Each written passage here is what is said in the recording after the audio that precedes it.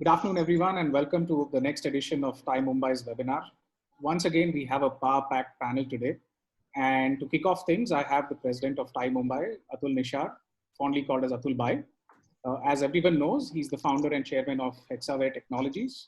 He's also currently the founder and chairman of Ascent Overseas Education, founder and chairman of Tech Pro Ventures, the investment arm of his family. He's been the past president of NASSCOM and an avid NASSCOM aficionado and supporter, and currently the president of TiE Mumbai. Over to you, Atul Bhai. Thank you, Naveen. So we have been holding so many webinars, particularly in view of the current situation and the need for our members and the network to understand, solve their queries, and also share with them what is in store for them in future and the vision for future. And I must appreciate that all of you have been joining our webinars in a big way, and they've been going pretty well. So let me give a slight context to today's webinar and why it is. Last week sometime I was talking to Ganesh Natarajan. We worked together on NASSCOM, and of course Vandana will introduce him more, but I do want to say that Ganesh is a very important thought leader today in the country, and he knows startup industry pretty well, having been an investor and also an advisor to a number of startups. And I don't think there is anybody else who is more approachable than Ganesh anywhere. So any startup can contact him and get response from Ganesh. So, well, I was talking to him as to post-COVID. I don't know what post-COVID means. Is it post-lockdown or post-vaccine? But whatever interpretation today panelists want to give. But post-COVID, as to how would the situation look in terms of business models? Would new business models emerge? What new innovations will happen? And also what advice today we will get from the panelists. So I told Ganesh that, look, you know this subject better than most others, and why don't you take initiative and create a panel of thought leaders who can share their vision as to how the future will look in terms of business models and what innovations will work, how they see the future in terms of post-COVID scenario. So Ganesh very sportingly, as always, took initiative and put together this outstanding panel. And I have great pleasure in welcoming all the four, the moderator of today's session, Vandana, Saxena, Poria, Ganesh, Natarajan, Bhattacharya. Vandana I'll introduce more. Ganesh, his current role is founder and chairman of 5F World. Of course, he's worked with me for 9 years as AppTech CEO, so I have very fond memories of a lot of fun we've had together. Bhattacharya, the senior executive president of Aditya Birla Group, and Alok, Goyal, partner of Stellaris Venture Partners. And I recollected today that he's been an advisor in his early role at McKinsey to AppTech, and we work together. So we have such an outstanding panelist, so do take advantage of them and keep your questions also ready. Let me briefly introduce Vandana, who will take over as the moderator. She's an entrepreneur, a serial entrepreneur, a TED speaker, and a chartered accountant by qualification. She's a disruptive visionary and a master storyteller. She is currently the founder of Alarm Clock, her third venture. Her very first startup was set up in 97, as early as 97. And a year later, she sold it to a listed company. Since then, she's founded and run an international division for a listed company and built her own company in India. Last year, she was voted in the top 100 influencers between UK and India. So she is very much passionate about disrupting people's mindsets and getting them to think holistically for profit, of course. So we couldn't have a better moderator to moderate this very subject. So over to you, Vandana.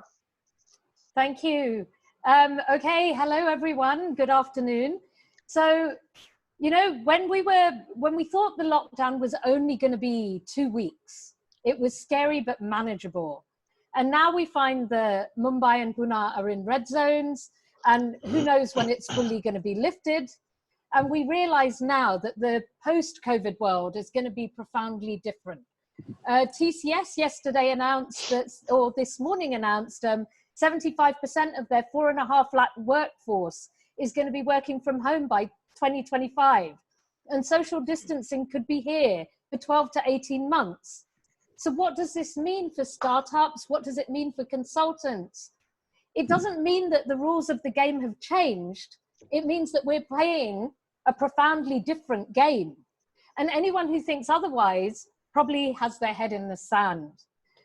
So it means throwing out what we were doing before and really thinking and innovating like we've never done before. And I'm really delighted to echo, and a big thank you to Atul Bhai and Naveen and the whole team of TiE Mumbai for putting this webinar together. And I'm delighted to welcome our esteemed panelists. It's a pan-India panel. We have Dr. Ganesh Natarajan, who's a charter member of TiE here in Pune. He's from Pune.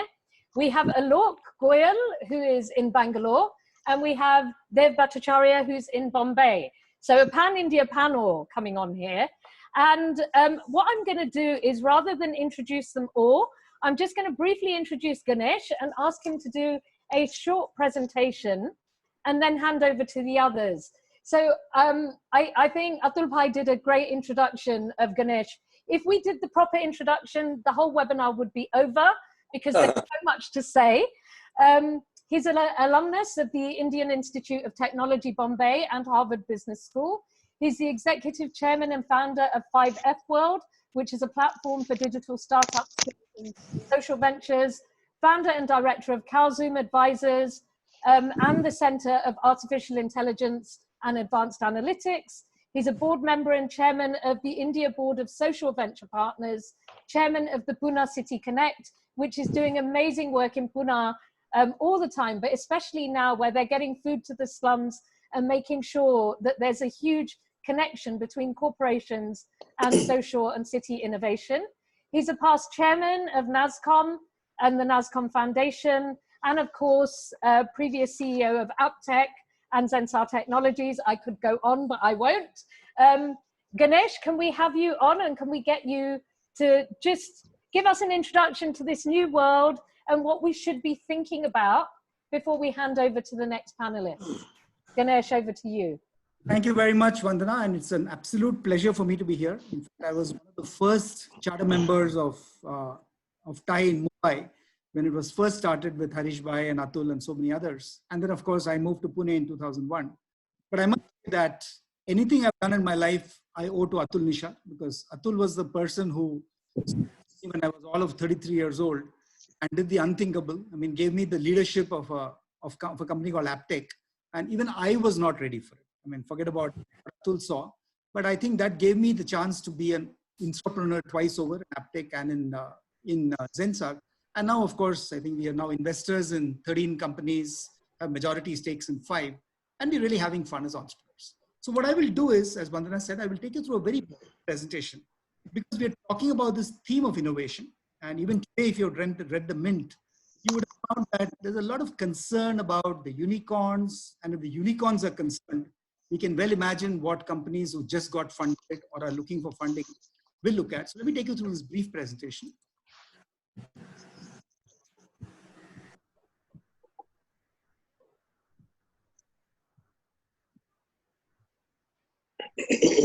I'm talking about an opportunity called digital reengineering. Now, yesterday I was speaking at a forum, which is the All India Management Association. Everybody is acting as though, oh, digital now we have done, because we have 4,000, 40,000 people working from home.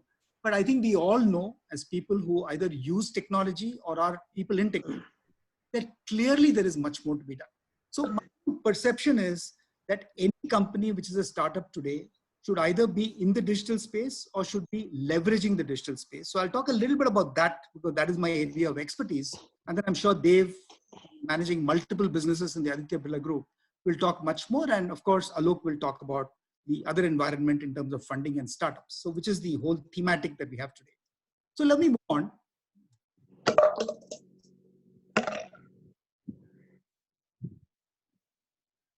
Sorry, I seem to have a problem. Just one second, hold on. Okay. Here we are.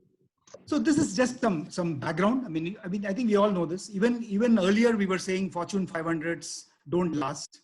And today we are saying, in fact, even as of September 2019, people about 75 million jobs will be gone because of digital disruption, artificial intelligence, automation, etc., etc. If you move to one below, we're now saying that ILO is 190 million jobs will be lost through COVID itself. So know that, through new digital, and I'll come back to that, probably 130 million new jobs will be created. So as entrepreneurs, the job creators of the future is something we need to ask ourselves. Also know, of course, this is bad news, that COVID will knock off over $9 trillion from economic wealth. Even if this partial lockdown in India continues till end of, we would have probably dropped 16% in GDP. And to convert that to a positive GDP is going to take a Herculean effort. And that's true for most countries today. And we've seen that as many companies struggle to the new normal, a lot of opportunities will open up for entrepreneurs, which is the purpose of my discussion. If you look at digital, and I'm not even going to talk about social and mobility and big data, all that has been there, done that. Everybody either has done it or they think they've done it. But I think what Paul Doherty, the CTO of Accenture, said almost 2 years ago at the World Economic Forum, he coined this word called dark. And what is dark is primarily blockchain, which is primarily distributed ledgers, AI, and I'll keep talking about AI as we go along, because not AI in the traditional sense, but AI, machine learning, predictive, prescriptive, which is the way the world is going to move, believe it or not. Sure, we can see that happening. Reality, what Satya Nadella calls mixed reality, which is a combination of virtual reality, augmented reality. Yesterday, we actually spoke for 20 minutes just on augmented reality and how it can change the entire world of manufacturing, transportation, logistics. And of course, quantum computing. So if you look at quantum computing, and we haven't scratched the surface yet, but the combination of quantum computing and 5G will make anything possible in terms of processing. So I'm saying if you look at this very rich mix of all the stuff that we are seeing here, you will find, and especially if you're an entrepreneur in this space, that there are three models clearly emerging. When digital or technology first started, it was still the cost model. I mean, we talked about Google, we talked about Amazon, we talked about Alibaba. That's how the .com progressed to some successful e-commerce spaces. And that was all about aggregation, price transparency, reverse auctions, etc. Very quickly, it moved to the winners were those who were able to do customer empowerment and personalization. Today, if all of us spend inordinate amount of time on Netflix and Disney is going online and so many other car brands or Apple is doing stuff, I think what they're trying to do is reducing the friction between entertainment and enlightenment and each of us. As we all read today, I think the future is going to be all about experiencing and probably from home. What I'm most excited about, what most of our investments are in today, is the platform ecosystem. So ecosystems where multiple stakeholders come together, buying, selling happens through the platform, the whole crowdsourcing of ideas, funding and everything else, data orchestration happening as a layer behind. So the digital platforms is probably where I think they're all going to see and all we're going to live going on. So just to give you a few cases, I mean, if you look at insurance, I mean, who buys boring life insurance anymore? So it's all about usage-based insurance. And as fewer and fewer flights take off in the next 6 months, you'll find that people are just buying insurance for the purpose of an incident. E-commerce. I mean, today 40% of e-commerce will probably go to 80% will be enabled by cognitive personal shopping, social networks, not so much visits to stores. Retail, of course, robotics is becoming big, and when retail, hospitality comes back, all that will be massively through robotics. Manufacturing, I mean, not only robots on the shop floor and IoT and everything we've heard of, but even field service calls, almost everything will move towards virtual service technicians. I'm on the board of a very large 40,000 people BPO company. and we had a 3-hour strategy session yesterday. And everything will go cognitive. The reason why an actual operator will be called will be after 7 layers of trying to figure out how to solve the problem. So the human interface will be way, way, way below in actually what is service going forward. Finance, I talked about distributed ledgers. Healthcare, we're still scratching the surface. I mean, I'm actually now looking at funding a company out of Bangalore, which is building robots for the home. So, I mean, if there's a COVID patient, you don't have to worry about PPEs and personal protective equipment. You can have robots which is going in and taking the temperature, administering to the first person, and they're actually planning to put that out into the marketplace. I mean, here's a company which started 2 months back. They had some expertise in robotics, and they're making it happen with a combination of AI and robotics. And of course, I mean, 3D printing is already happening. So this combination of digital technologies will really rule the world. So just what does that mean to us? I'll just give you a few examples of companies that have already started pivoting. Startups which started maybe 6 months, 1 year back, got some funding, didn't get funding, or companies which have been around, which are now saying, hey, here is an opportunity to be truly meaningful. One company right here in your city in Mumbai, which has primarily been in engineering for quite some time, they're now saying there's going to be this huge opportunity of companies relocating from China to the US, to Vietnam, to India.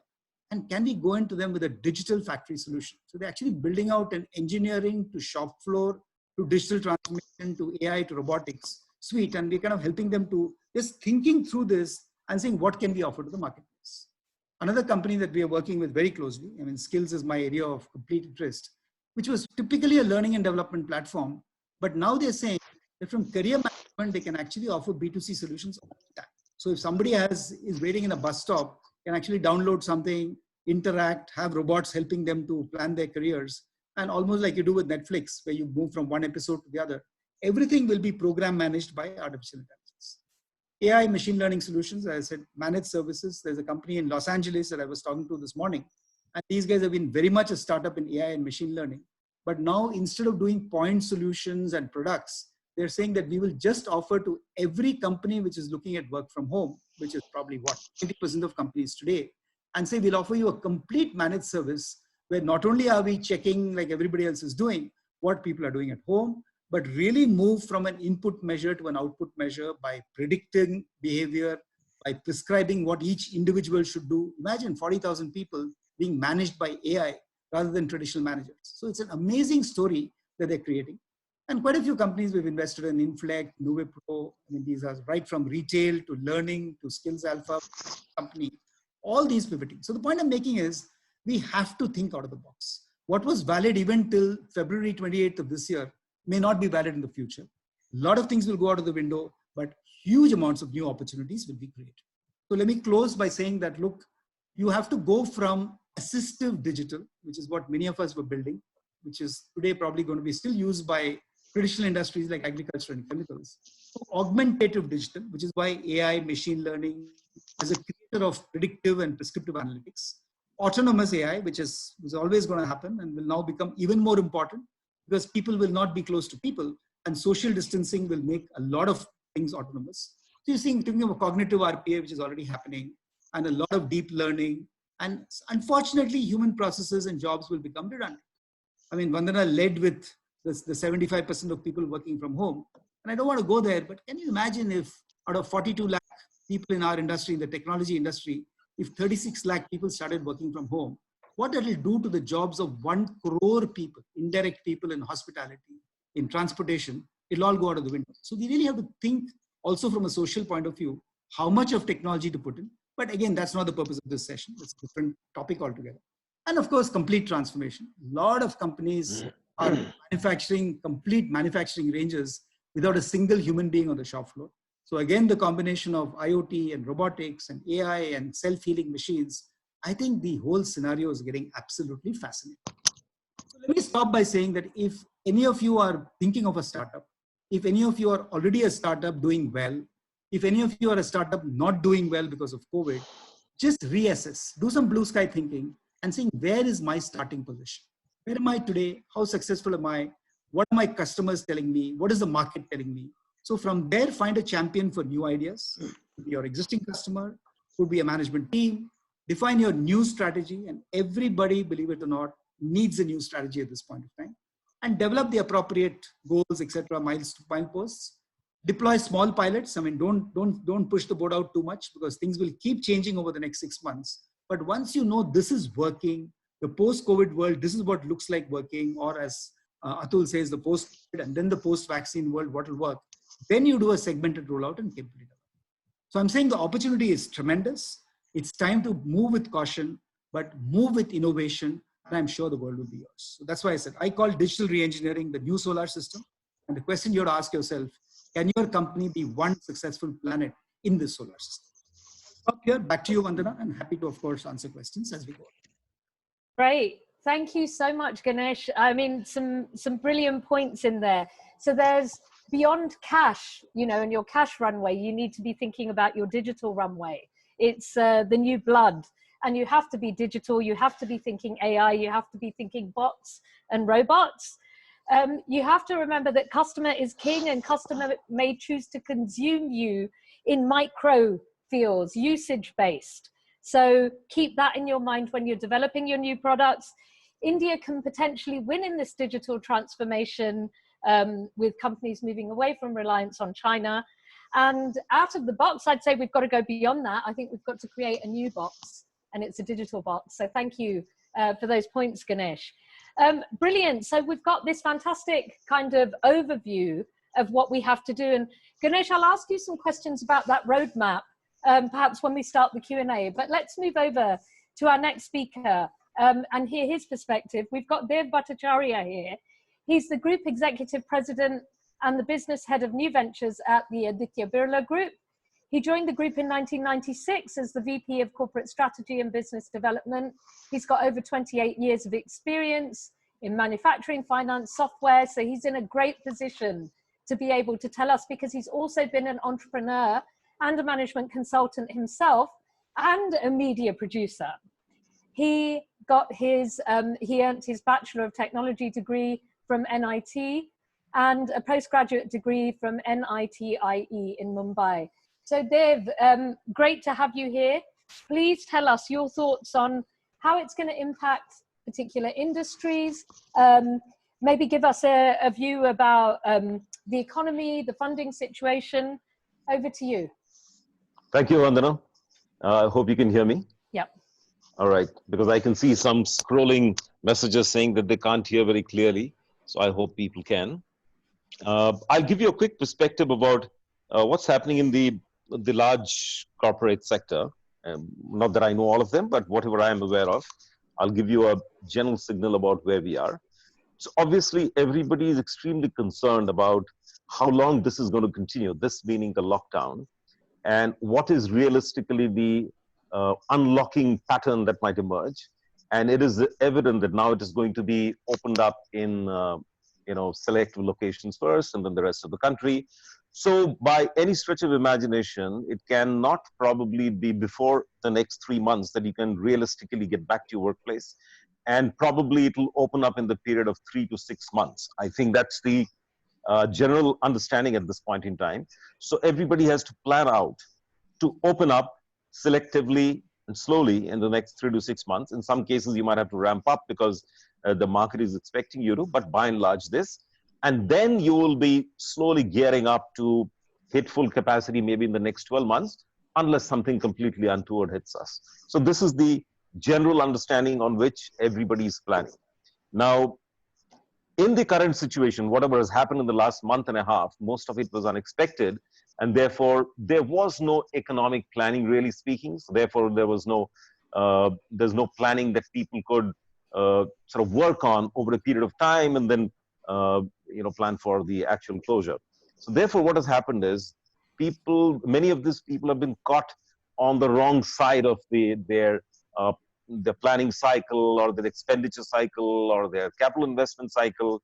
And now everything has ground to a halt. So what are the immediate concerns? Immediate concerns is preserve cash. You must have a runway for about 12 months of cash. If you had zero revenues, 10%, 20%, 40%, whatever it is, you think realistically is your scenario, you must have a runway of 12 months. That's the first thing that everybody needs to work on. In that context, some hard decisions may need to be taken. And there are interesting things that are emerging as people are confronted with the situation having to work from home. Are you actually able to run your office? Are you able to run your workplace, factory? And you find that, oh, actually you can do it with a lot less people. That's a very interesting realization. So, these are kind of things that might actually emerge, not because of this realization, but because it may become a necessity. So that's another thing. And the second thing is what I'm noticing, and all of us, I think everybody is aware of this, that customer clustering businesses, where customers get clustered together, or employee clustering businesses, where lots of employees need to be together in a certain workplace, will be the last of the block. So you have to be prepared for, unfortunately, life is what happens to you when you're busy planning other things, right? So you may get caught out in the wrong place, but you have to make the best of what you can. And therefore, I'm giving you, stuff as straight as I can with the limited amount of time that I have. And obviously, everything has to get creative. Everything has to get digital if you want really get down to it right away. And the government hasn't yet, hasn't yet announced any major stops for industry or for the consumer. And therefore, that is becoming an even large concern. How do we kick this whole economy back into, action? Because we really aren't giving any oil to the machinery to keep sort of alive. So, and certain things that I am noticing, and it will become a very important issue and a criteria for people to get back to their workplaces, that workplaces will need to get redesigned. So workplaces will need to get redesigned. So people who are in the space of designing, architects, interior designers, get your pen and paper together, get your whatever together, and start working on proposals and stuff like that, because this is for real. The second thing is all those things which I talked about, which are customer clustering businesses like restaurants, public arenas, sporting arenas, event places, they all will need to get redesigned. And therefore, what will happen is there'll be a lot of effort to try and design places so that people don't congregate together. The eating areas are managed in such a way that people are not, having to crowd together. Restaurants will space out tables will become bigger. All these things will happen. And therefore, what will happen is unit costs will go up. As unit costs go up, then rentals will have to come down to manage the overall cost to the customer. But we have to be prepared for an inflationary trend, because unit costs of a lot of services will go up, from airlines to trains to restaurants to public events. All of these will go through a cost inflation. And people who are going to win in these are people who can keep their costs down creatively and innovatively. So that's my one observation. Second is obviously, which are the sectors which are likely to succeed faster, if not entirely, but faster, given the need for immediately getting back to shape and ramping up. Agriculture, I think, is one that will really kickstart and is kickstarting and will probably need to be supported a lot more than others, because food and basic requirements are going to be primary. Then FMCG, e-commerce to support a lot of these purchases and deliveries, essential retail, pharma, two-wheelers, tractors, insurance, healthcare, education, and edtech. And after a period of time, microfinance. This is my list. And some of these things you'll raise an eyebrow and a question, why two-wheelers? The reason is that traveling in public transport and mass transport is going to come down. People will take a little while to get to, accepting the fact that, now, infections are down to a bare level minimum and I can take the risk. Most people will not take the risk. And this is where the two-wheeler business will kick in a large way in India, is my sense. Second-hand four-wheelers too, but two-wheelers for sure. And another thing that we have faced in the agriculture sector is, because of this reverse migration of labor, there has been a lot of challenge around harvesting. There will be a lot of challenge around sowing. And all these complications will give rise to a lot of investments in agricultural equipment and machinery, and therefore the tractors.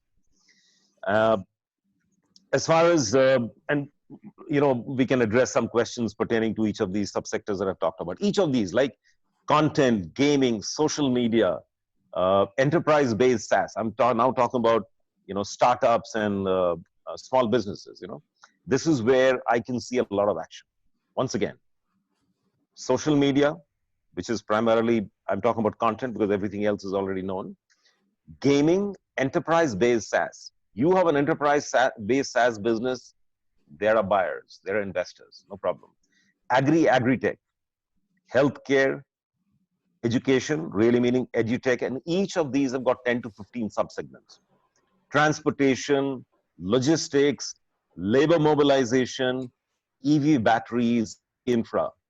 And I mentioned about second-hand vehicles, especially two-wheelers and four-wheelers. And I can see a lot of action that's going into the area of sustainability and renewables. This is going to be another level of activity. And there will be a lot of play for smaller players to add on to the effort which will be made by the larger investors and the developers, etc. As far as investment activity is concerned, and I know that Alok is a better expert in this subject, but whatever I'm seeing, and I'm suggesting to all of you that if you have got valuations in your mind, if you've got a certain level that you're pegging your valuation to, take a haircut. Take a haircut, 75%, 50%, whatever it is. Get your money for 12 months. Do a back-ended valuation, whatever you want, but if you can get money, take it. And I'm telling you that a lot of the investing VCs, etc., the guys who had pegged themselves at 15 million, 30 million minimum kind of investment levels, they're coming down willing to do smaller deals, provided you've got a meaningful, attractive business, given the constraints that we are facing now in the economy. So if that opportunity comes by, you would take it. So, so this is by and large some of the stuff that I want to talk about, and we can take on questions later, and I'll give the opportunity for the other speakers also to say their piece. Vandana, over to you. Back to you. Great, thank you, Dev. So if you're in any kind of customer clustering or employee clustering kind of area, then you are gonna suffer, and you are going to need to think about reinventing. So if it's restaurants, if it's events, if it's sporting event places, if it's sporting events, you need to really be thinking. So there's a huge opportunity for entrepreneurs and consultants in the area that can help on the redesign. So design thinking, redesigning, that's going to be a major area. Obviously keep your costs down, preserve cash, try and have a runway for 12 months. If you can get any kind of investment, then take it in at the moment, even if it has to be a haircut. And digital, again, social media content, enterprise-based SaaS, etc., are going to be successful. Also, people are thinking about sustainability and the environment. So if you're in those areas, that's great too. All right, Dev, thank you for that. We will come back and ask you a few questions on that. Let's now go on to Alok, who's going to give us the view from the funding side. They've talked a little bit, but also the do's and don'ts of what you might be doing at the moment. You might not even be realizing there's things that you need to change. So just briefly talking about Alok, he holds a BTech degree from IIT Delhi and a master's in computer science from the University of Texas in Austin, and an MBA from INSEAD. And before Stellaris, he was at Helion. He's been involved with various leadership roles at SAP, and in the US and in India. And as Atul Bhai said at the beginning, and Ganesh said, he's also been with McKinsey's. What you might not know about him is that for 5 years, he wrote a weekly blog on mathematics puzzles. So there we go. Tell us how to unwind the maths in the current situation, Alok. Thank you, Vandana. And I wish this is a puzzle I could solve. But I like to post puzzles, but not solve puzzles, therefore. But just to give some more context to what Vandana said, I mostly do early stage investing in tech companies. And personally, within our partnership, I focus more on the SaaS space, which is what Dave was referring to earlier. So I will, during my talk track, will give you a few examples here and there as well. They might be more in the SaaS side, but doesn't mean that they might not be applicable to some of the other areas. So to begin with, as Dave said that, look, I don't think any of us knew what was going to happen COVID happened. This is not something we could have planned for. And as they say that, look, you can't control the cards that you are dealt with. All now you can control is how you play, right? And those cards are the same for everyone. So over the last 5-6 weeks, all of us, actually including us in our portfolio, and when I say our portfolio, I'm referring to both our portfolio and our current fund and our previous fund, which is roughly approximately 100 companies now, all put together. By and large, there has been a lot of stress across the system. But if this gives you any hope, I'll actually first give you a little bit of statistics from another downturn, which was reasonably severe. I cannot say whether this is going to be more severe, less severe, who knows. But let's go back to the great financial crisis of 2008, 2009. And if you look at the shape of that downturn, it took about 18 months before it sort of came to its lowest point, and then it sort of went up again. So somewhere in the early 2007 period, already in the US, things had begun to go downhill. I used to work for SAP in the US at that point in time. So we were analyzing some data. There were 17 SaaS companies public at that time in the US, which is now roughly about 50-60 public SaaS companies. There were only 17 at that point in time. Those 17 SaaS companies, they were growing on an annualized basis about 50 to 60% before the crisis started. Now, did the downturn impact them? The answer is, of course, yes, it did impact them. But did they stop growing because of it? The answer is no. So even at the peak of the downturn, which means when the market was at its lowest point, the annualized growth of those 17 companies combined was still at a 20% annualized. So the point I'm trying to make is that yes, life will not be as good as what it was maybe 6 weeks back. There will be bad news. There will be customers who are going to cancel contracts. There are going to be deals in the pipeline which are going to move out. That being said, if you go back at an aggregated level and look at that data, it does tell you that even if growth is not there to the extent you thought, does not mean that you may not grow. So if I were in your shoes, first, I think it's important just to have hope. If there is no hope, it's just very hard to act. Number two is that I think you will find yourself in two situations. There are clearly sectors which are getting tailwinds. So we have a company in our portfolio which is in the telemedicine space. And it's not been easy to make telemedicine work because there are a lot of perceptions of users. We just still prefer to go to a doctor and do the touch and feel. In many ways, this was the moment they were waiting for. Not that this is what they were asking for, to be honest. But for them, it's just a massive opportunity. We have a company which is doing digital KYC for large banks and financial institutions. For them, again, earlier people could think about doing those kinds of processes in person. Today, that option doesn't even exist. So there are sectors which are going through, I would say, almost a massive tailwind today. But again, I'm still assuming that if we were to think of the 80-20 rule, maybe there is 20% of the world which is seeing the tailwind.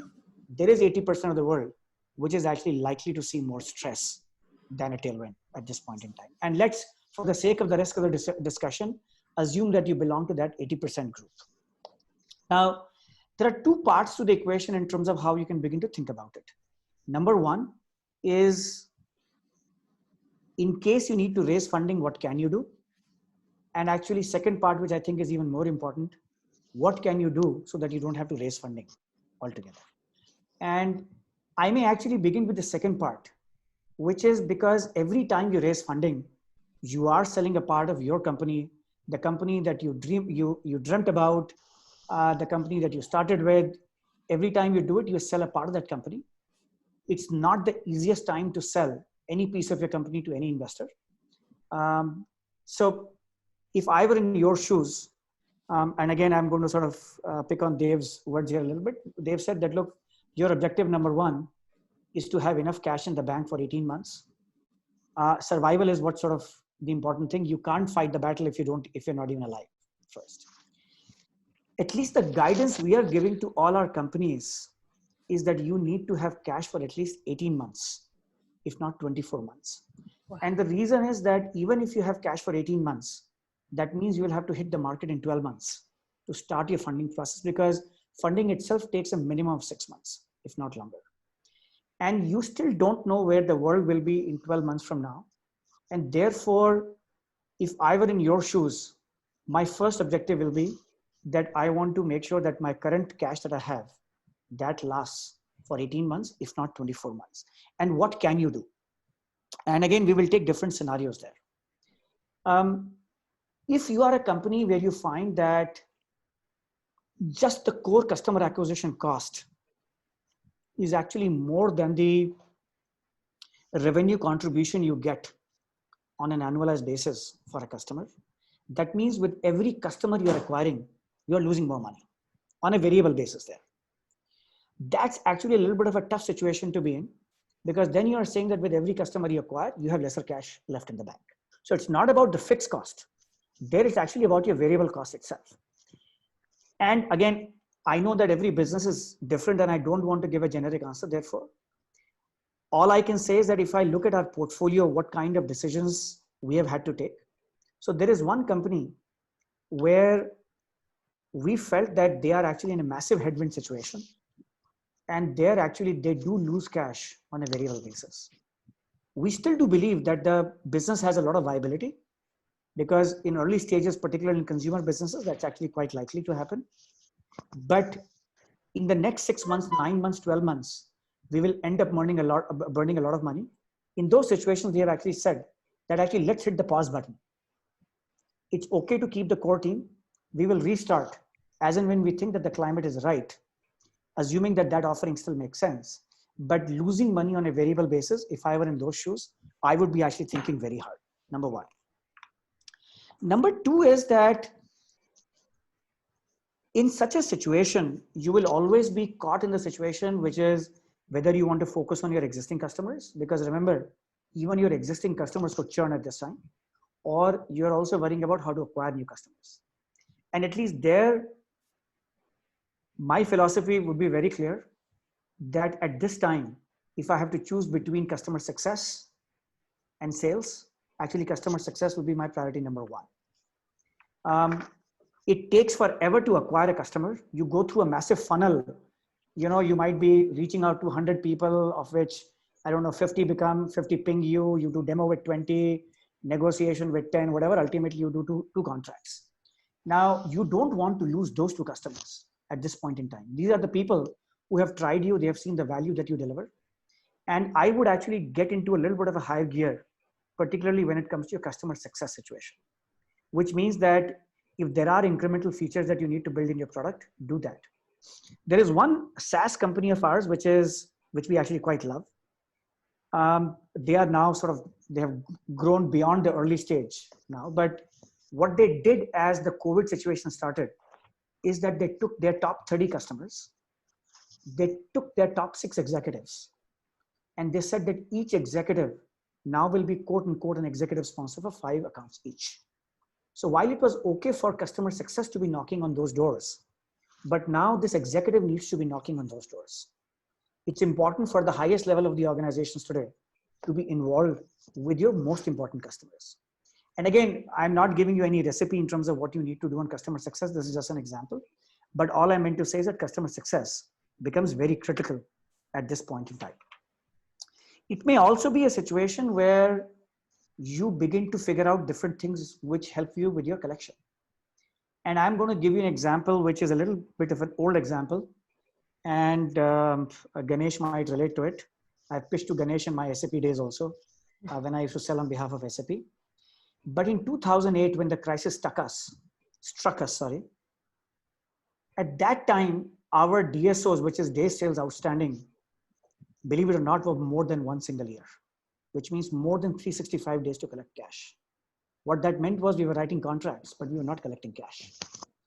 And this is the time where it's not the size of the deal only that matters, it's the cash in the bank that matters. And one of the decisions we took at that point in time was, we realized that that in our SMB business is where we were not collecting cash. And we made sort of a new policy.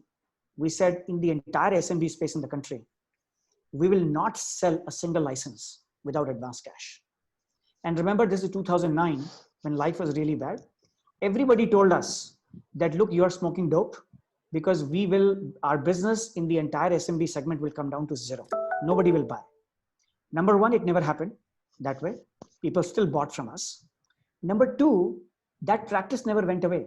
Even though this was a practice created at the worst of times, to my knowledge, even though I have left SAP 7 years back, I think that has continued now for the next 12 years as well. So you might actually sometimes realize that these situations create certain kinds of innovation in your companies, which actually then stay with you even during the very good times. The third thing will be that I think it's time to be segmenting your customers to get a good assessment of where might more risk lie, because there is no one size fits all. Maybe large enterprises may not churn, but it's the small customers which might churn. Maybe people within the travel industry may churn, but customers within the high-tech segment may not churn. So go a bit more granular. Look at what your customer acquisition efforts are, how you are building your leads and your pipeline. Change the allocation of dollars to where you think there is at least slightly greener grass compared to the places where there is not. So be ready to adapt and continuously experiment on those sides. And again, a bunch of our companies are going through that process at the moment. And the last part I'll say, and this is, I know, not the best thing to say, but still, at the end of the day, your job as a founder is to survive. And if that means that you need to cut certain costs, which may even mean that you need to right size your company, if that's what you got to do, then that's what you got to do. I don't think this is the time to be the most popular leader. I think this is the time to be the most decisive leader. And you become the CEO for a reason. Therefore, this is the time to show why you are a good CEO, because your job number one is to make sure that your company survives. And if you have to take those hard calls, do take them. And again, just to give you some benchmarks, if I look across our portfolio, there are companies, as I said, which have massive tailwinds. They've not had to do any right sizing. But by and large, most companies, despite a lot of cash in the bank, have had to right size somewhere between 20 to 40% or reduce their gross burn from 20 to 40%. That's sort of the average that we have seen across our portfolio. The last part, just touching on funding, and I know that we are running out of time here a little bit. It is going to be hard to raise funding, but it's not impossible to raise funding. Do remember that funds in general have a structure. People raise a fund for 8 years, 10 years, whatever. They have a certain investment period. So if funds are sitting on a dry powder, they cannot say that, look, for the next 18 months, I'm not going to invest. They have to invest. Of course, are they going to become more picky? The answer is yes, they will, right? Do you need to be a better storyteller at that point? Of course, yes, you will have to be. But that doesn't mean that funding is not happening. I will also say that growth stage funding probably is going to be a little bit harder in the next 6 months. But if you are a seed or Series A stage funding, I still think that more doors are open than you might imagine that they're open at the moment. So I think do not hesitate to knock on the doors. Also do look for non-traditional sources of funding as well. If it means going to family offices, if it means going to strategic investors. And the last part, and I'm stealing a lot from Dave's talk track here, I don't think as a founder, this is the time to be most bothered about the pricing. Remember that you will get your pound of flesh maybe 2 years from now also. But if you do not fund the company appropriately, if you don't have sufficient equity, you may not have any flesh left whatsoever. So yes, you may have to cut certain corners when it comes to what the valuations are. But if I were you, I would actually bite that pill today so that at least the company moves on. So I'll take a pause knowing that we already have very little time left so that we can have at least some Q&A. Great, thanks Alok. So just remember 20% of you are going to be okay. The 80% that are struggling, you need a runway of 18 months. Segment your customers, really go granular, who's likely to succeed, who's not likely to succeed. And if you've got your senior execs, get them onto each of your customers. Easier to penetrate within a customer than really look for one outside. Okay, thank you. Gosh, we don't have that much time for questions, but let's start. Ganesh, I want to start with you. Look, the big thing is these new models. So 2 parts of a question for you. And you did kind of allude to it when you did your presentation. At stage 1 of the roadmap, when you're thinking about understanding your starting position, what are the most important things to think about? And also, if you're not tech-enabled enough, how do you build those alliances at a time like this? It's actually a difficult question to answer simply because it will depend on what is the type of customer you're chasing. But I'll just make a couple of points. One is, of course, today everything is revolving around tech. So whether you're in advertising, somebody was asking about travel, just make sure that there is a good digital component to this, because it is quite possible that this will be a W-shaped recovery, in which case, even if you launch something and then you find that there is a reason for people to stay at home, you've still got to be relevant. So I think that component is important. And in terms of planning for what you have to do, I mean, it's all the old things. And as I think Alok rightly said, make sure you have a damn good story. That story has to have legs. People have to see it as almost, if I could use the word, pandemic proof, because it's a good story. If it strikes at the heart, it has tech embedded in it, you have a good team, and you know how to use the capital, I think you'll be successful. I just want to echo what Alok said. Money is out there, but the story has to be much better and much better articulated than probably it needed to be 1 year back. So Ganesh, I know that we've got lots of early stage startups as part of the audience as well, though. What, you know, they're limited on cash, and at the same time, they have got to try and get their model going. What words of advice for them? I think the solution is to really either talk to, I mean, what Alok said, you know, non-traditional sources of capital. So I think there are some available, and you need to, I can talk separately about that to anybody who's interested. But don't expect that if you're already running out of cash and you're in desperation and you go to somebody, I mean, that money you're going to get is going to take away the majority of your company. No, I was thinking more from the side of what should they be doing in their business to keep it going? Well, not thinking about the finance side. I think there are two options there. If your business is not doing well, do you have the ability to pivot and fund the pivot? I mean, pivoting is not going to change anything. Yeah. And if you just don't see a future, just shut it down. India, we are very ashamed to shut down businesses. But if you don't see it having legs, you don't see that it's going to succeed over the next 6 months, and you're just going to lose more cash, just shut it down. I mean, I would recommend a quick closure rather than bleeding over the next 6 to 9 months and then finding that anyway it can't succeed. Okay, great. Alok, so asking that question about alliances, if you're not brilliant at, you know, you've got a model that's working, perhaps offline, and you've got a certain component that's digital, but you don't have the funding and everything to think about how to build a proper digital piece. How do smaller companies go about alliances? Tough question, Vandana. I mean, in general, my gut says that whenever you have limited capital and the external environment is tough, then doing things that you don't know how to do, sometimes actually in the short term can actually burn more capital and give you more capital. So in general, things that you have not learned to do until this situation. So I will stick to the recipe that I know how to cook with at this point in time. That doesn't mean, of course, that you don't make any attempts. But I do agree with you that in general, this is a time to partner. And maybe I'm going to answer a slightly different question. One of our companies, which is in the enterprise space, they have a good product. They have been selling for the last 2 years, have had some moderate success. And they were knocking on the doors of some of the large IT services vendors because they wanted to partner with them to go to overseas markets. And as you can imagine that many of these large IT vendors, they have thousands of startups are standing in the queue outside their door. They don't even know which one to answer the knock for. Now, they're finding suddenly that literally in the last 2 months, everyone seems to be interested in talking to them. So going back to what Ganesh said, that as long as your story has legs, you have a strong value proposition, you and someone else can actually combine to make a value proposition that is 1 + 1 becomes bigger than 2. Then I think those kinds of situations will still make sense.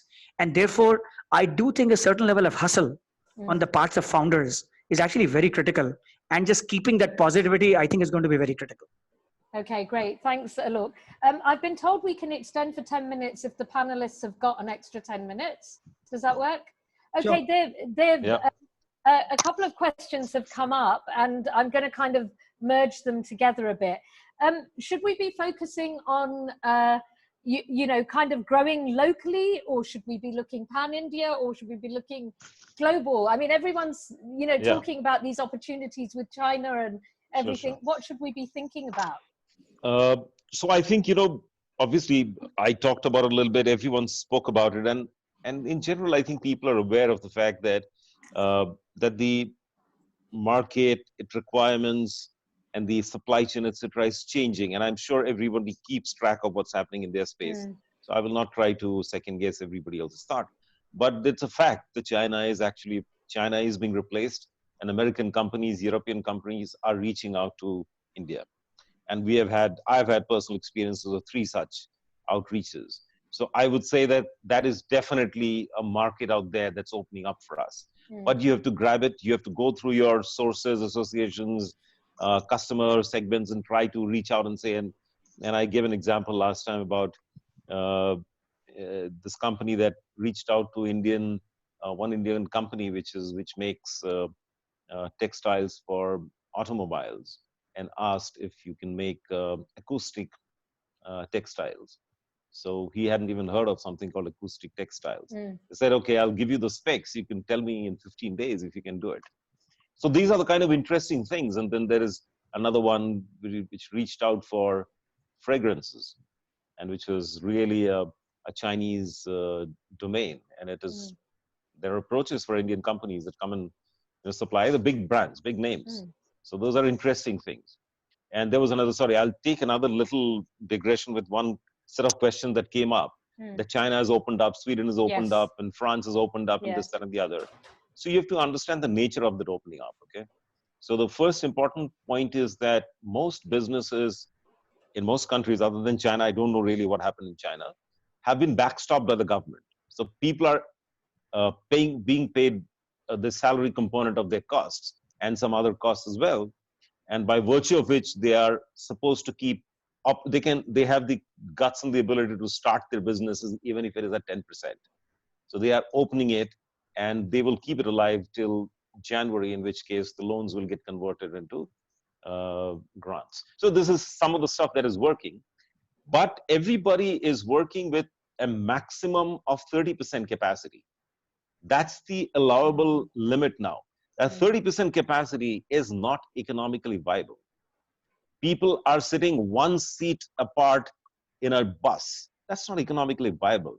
So to say that it is open does not mean open, but it is symbolic.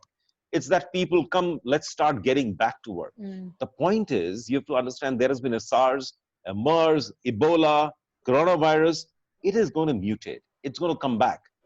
So if it has hit the world so bad that economies have gone 10% negative, including probably India, that people will really have to rethink the way they get back to business and how people make money out of businesses still. So you'll see the cost of money shrinking. So getting money at 2 to 3% will be par for the course. Getting a 5% return on your business will be great. So this is how businesses will happen. Growth, you'll have to be satisfied with the 3% growth. So these are possible. You know, these are things that you have to imagine, that it can be a world where, you know, the same kind of crowded, huge amount of intensive customer activity and all that may not be possible anymore. Yeah, fair point.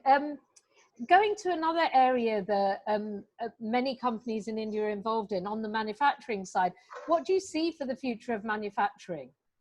So, you know, there's nothing wrong with manufacturing. It'll happen. So, you know, the Just rules slower. of the game will change somewhat. So, you know, I just wanted to mention one small thing that we are trying out, and this is an experiment that all of us should do. We tell all the employees to keep a small notebook or a diary.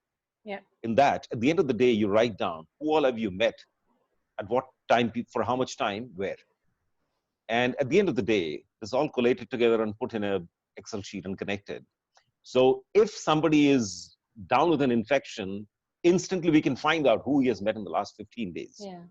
And just for, you know, information, on an average, an individual meets about 50 to 60 people who come closer than 3 feet distance, by and large, in a normal course of the day.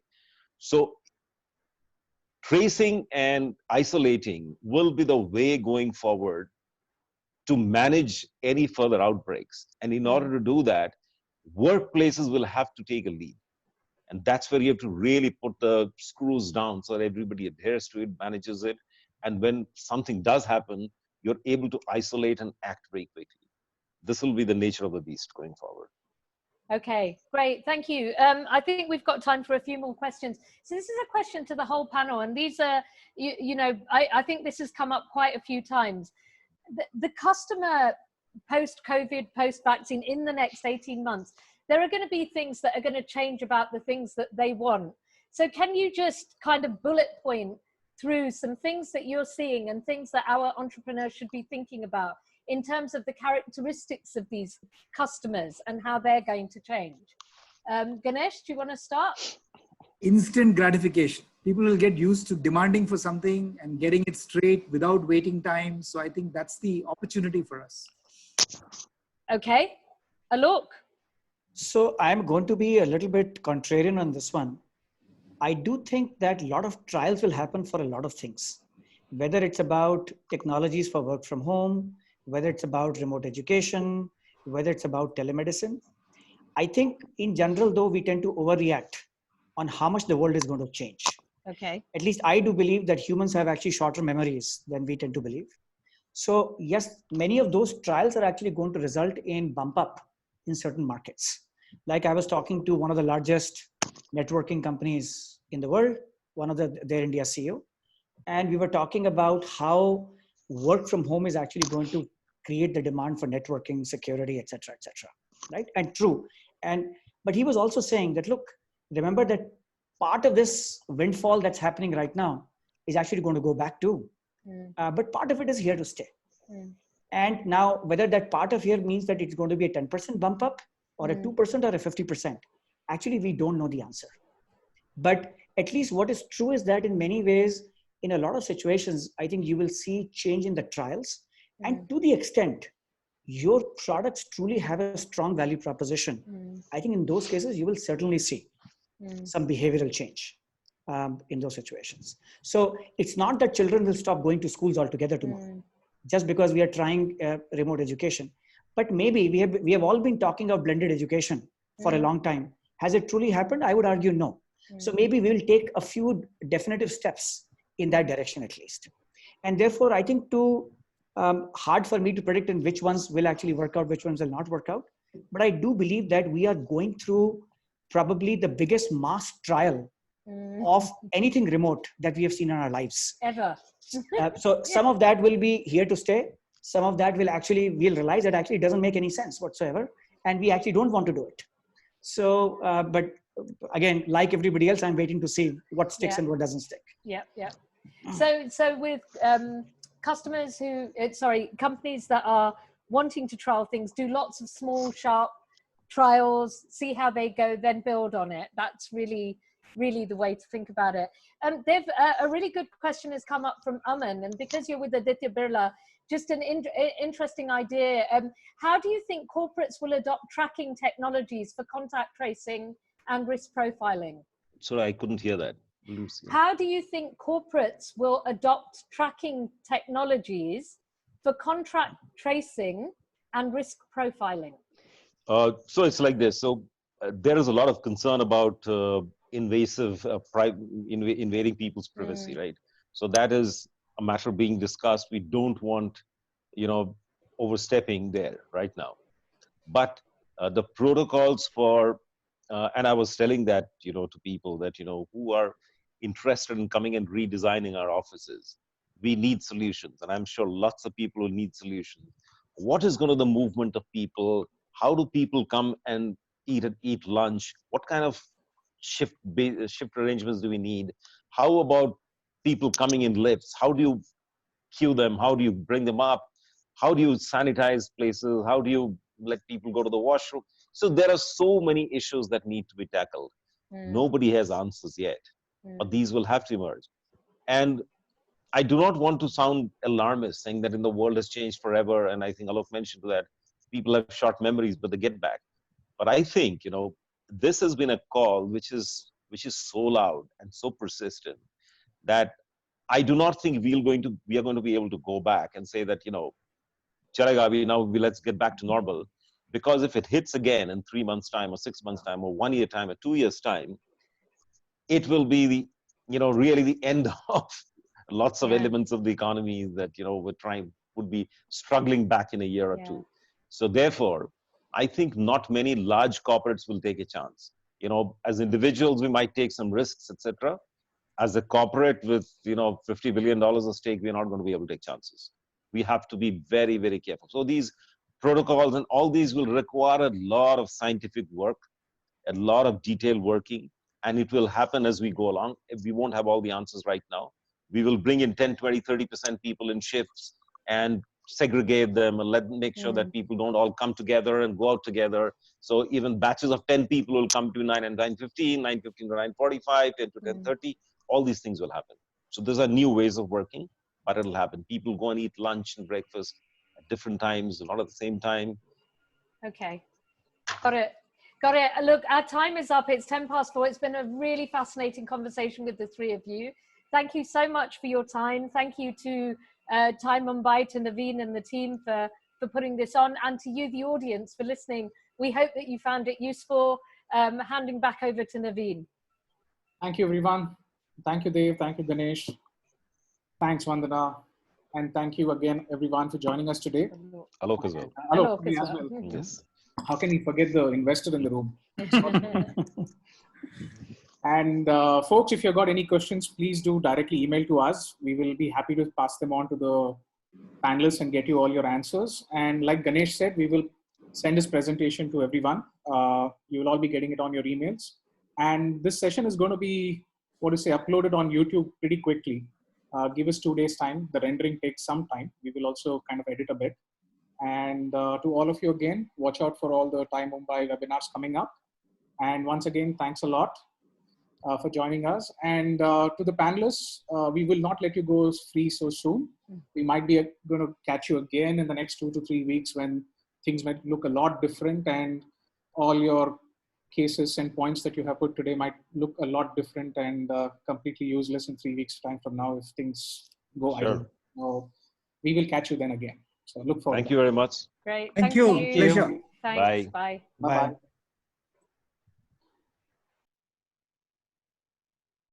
And folks who are there, this is the presentations and webinars coming up so soon.